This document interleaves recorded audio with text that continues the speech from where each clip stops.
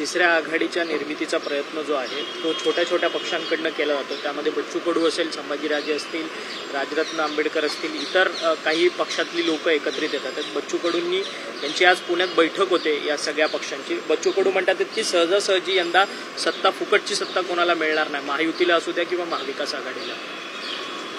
नाही, असं आहे की बच्चू कडू असोत किंवा कुणी असोत, त्यांनी महाविकास आघाडीत यावं असंच आमची त्यांना सूचना राहील.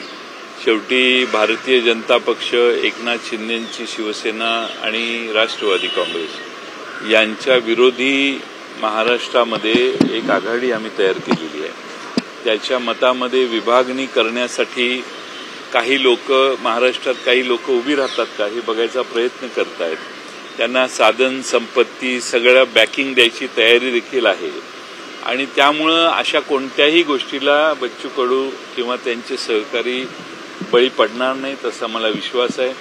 बच्चू कडू आणि त्यांचे सर्व सहकारी हे आमच्याबरोबर येत असतील तर आम्ही त्यांचं स्वागतच करू.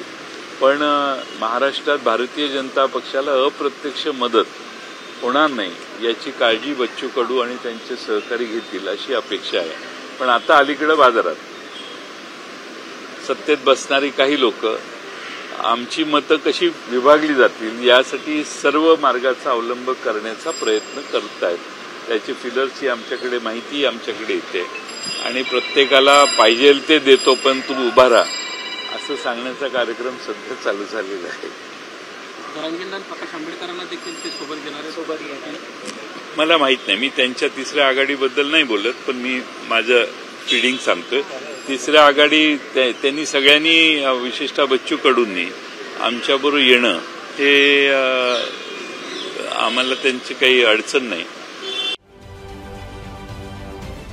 महाराष्ट्रातील सर्व बातम्यांचे विश्वासार्ह व्यासपीठ, सकाळच्या सर्व सोशल मीडिया प्लॅटफॉर्मला लाईक, फॉलो आणि सबस्क्राईब करा. तसंच सर्व नोटिफिकेशनसाठी बेल आयकॉन प्रेस करायला विसरू नका.